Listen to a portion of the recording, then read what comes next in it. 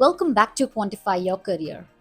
This is Hitiksha, and today let's talk about what mathematical concepts are used in quantitative finance.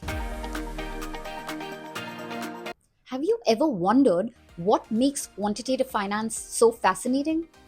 At its core lies mathematics, a toolkit that allows us to understand markets, build models, and make predictions with precision.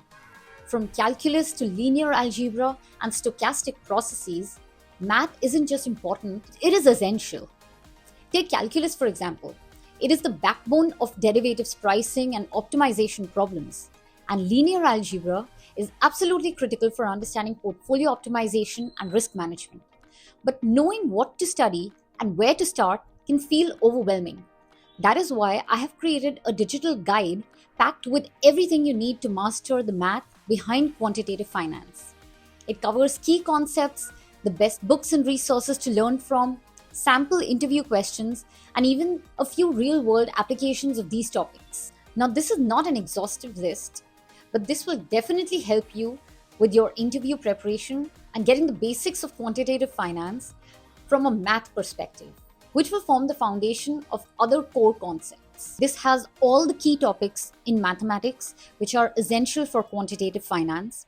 Now, please note that this does not include probability and statistics, for which I will make a separate guide. So, along with the key topics in each of the broader math topics, I have also put in some sample interview questions for each of those math topics. And some of these are actually coming from real investment bank questions. Not just have the sample questions, but also a detailed solution for each of them. Hope you find this guide really helpful and please give me feedback on the same. Let's cover the key topics which are required for your next quant finance interview from a math perspective. Going into linear algebra, the key topics you need to know are vectors and matrices, matrix operations, eigenvalues and eigenvectors, singular value decomposition. I have also put study resources, some books and video courses for each of these math topics. So this guide might serve as the first step for your next quant finance interview. For calculus, you need to know derivatives and integrals, partial derivatives, multivariable calculus, gradient, divergence, and Hessians. For differential equations, you need to know ordinary differential equations, ODEs, partial differential equations, PDEs, and boundary value problems. Now, again, this list might not be exhaustive, but it may cover essential and key topics which will definitely be required for your interviews and preparation as a strong quant. Under optimization, linear and non-linear optimization, constrained optimization, convex optimization, and quadratic programming.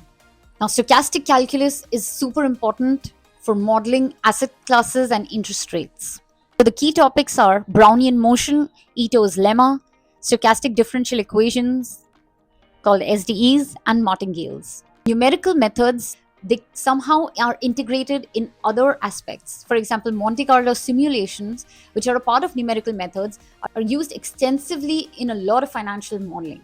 So the key topics for numerical methods are root finding algorithms, for example, the Newton-Raphson. There's a sample interview question with solution, which I have posted in this guide.